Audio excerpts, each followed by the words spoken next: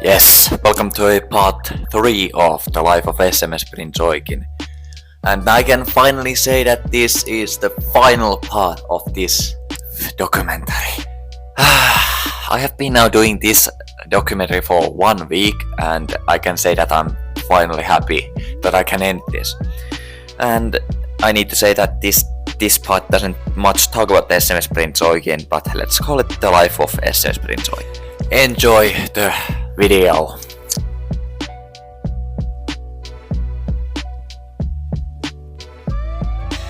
Towards the dam of Otranto, Horthy had finally decided to use the Austro-Hungarian fleet to attack the barrage of Otranto. He planned to repeat his successful attack in May 1917 in the blockade. He envisioned an attack on the Allied forces, the bulk of the attack being made up of Prinz Eugen and all 3 of her sisters. All these 4 ships would be accompanied by 3 Erserhog-class ships, 3 Novara-class cruisers, SMS Admiral Spaun, 4 Tatra-class destroyers, and 4 torpedo boats. Submarines and planes would also be used in the operations to hunt enemy ships. Horthy took Viripusunittis and Prinz Eugen to the south on June 8, 1918 with the lead element of his fleet. Szent Istvan and Tegethoff followed with escort ships in the evening of June 9. The plan was told to SMS Novara and SMS Helgoland to receive the barrage with support from the Tatra class.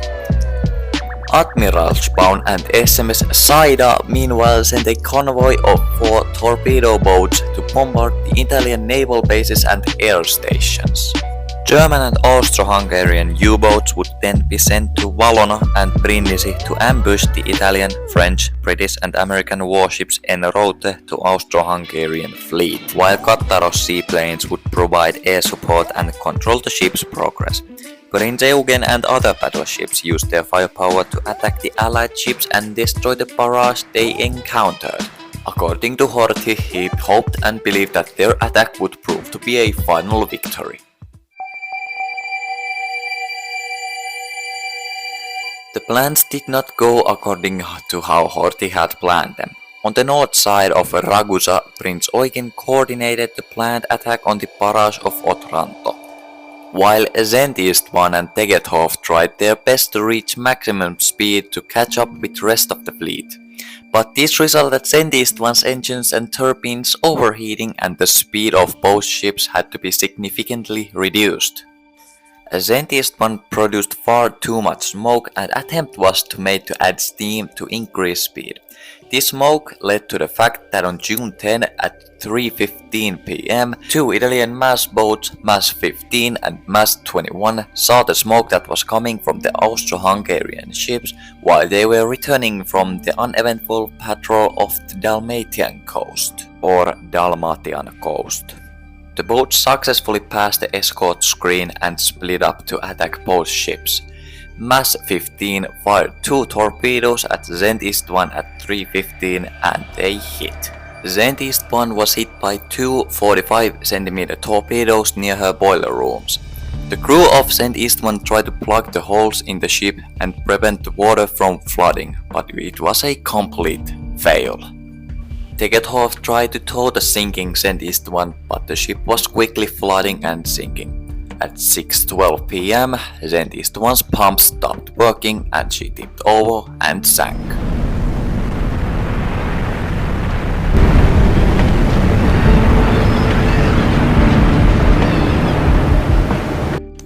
Szent Istvan took 89 lives with her into the sea. Horthy was afraid that the torpedo boats or destroyers from Regia Maria would make another attack. Horthy believed that the element of surprise had completely disappeared and it interrupted his planned attack. Prinz Eugen and the rest of the ships from the Austro-Hungarian fleet returned to Pola and remained there the rest of the war. The largest air attack was made on Pola on July 17, 1918. The air attack was the largest that Pola had ever seen during the war. More than 200 bombs were dropped by 66 Allied aircraft, but Prinz Eugen was not damaged in the air attack. By October 1918, it had become clear to Austria-Hungary that it had no chance on significant victories and it was ahead of its losses. Many attempts were made to suppress nationalist feelings, but nothing came of it. In the end of October, Karl I ended the alliance with Germany and tried to appeal to the Allied countries and try to protect Austria-Hungary from a total collapse. On October 26, Austria-Hungary coldly informed Germany that the alliance with Austria-Hungary and Germany had ended.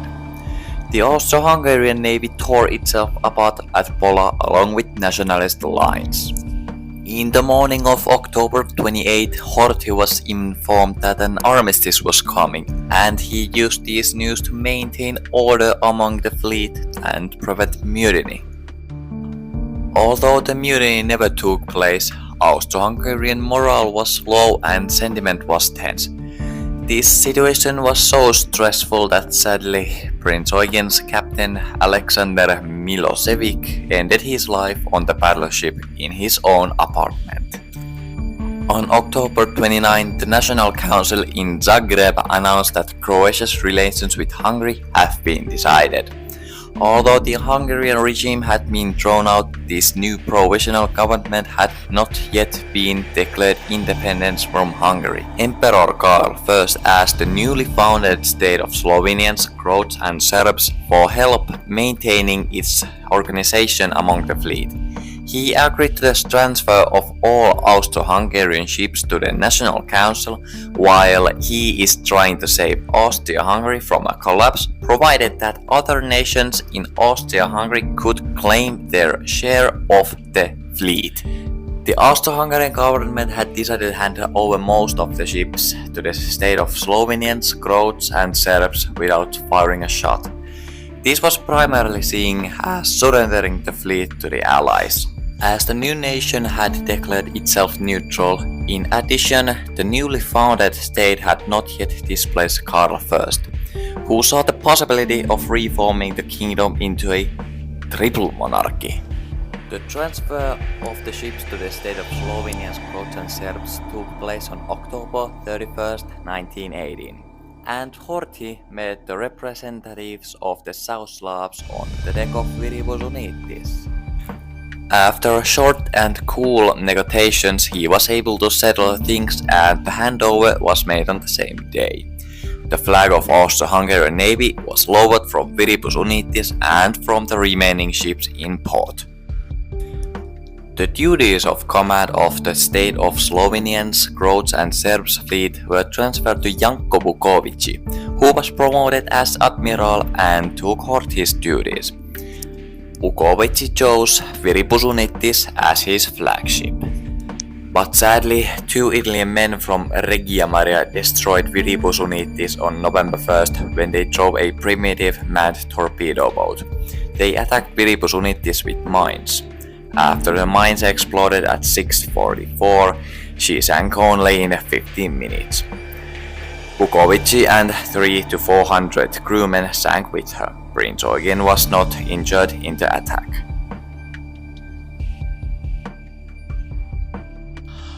On November 3rd, the armistice of Villa Giusti was signed between Austria-Hungary and Italy, but that signature refused to recognize the transfer of Austro-Hungarian vessels to the state of Slovenians, Croats and Serbs. The Italians attacked to the ports of Trieste and Fiume on November 4th.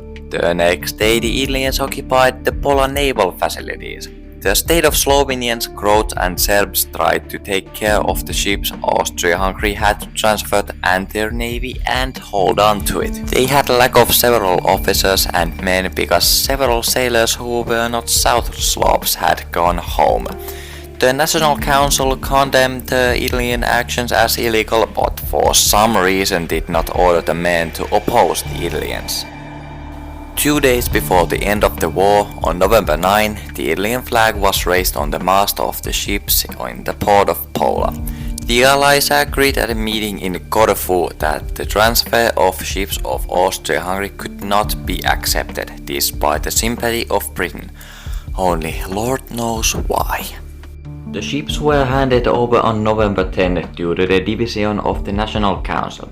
Including Prinz Eugen and Tegethoff, the final division of the ships was agreed in 1920 in connection with Saint Germain en Laye Treaty of the Allies and in accordance with its terms. Of the two remaining Tegethoff-class ships was handed over to France. The French removed their main armament cannons for inspections and then used Prinz Eugen as a target first for the test aerial bomb attack, and then the French battleships Paris, Jean Bart and France sank her off Toulon on June 28, 1922, exactly 8 years after assassination of Archduke Franz Ferdinand. And guess what? The documentary is done. And I know I'm saying that I will take 1 or 2 week break from YouTube. But I appreciate if you like this video and you are gonna like and watch it. If you did, leave like and subscribe to the channel if you're interested. But remember, nobody forces you to do that. We'll see you in the next video. My name is Fireiktronomia and we'll see you in the next video.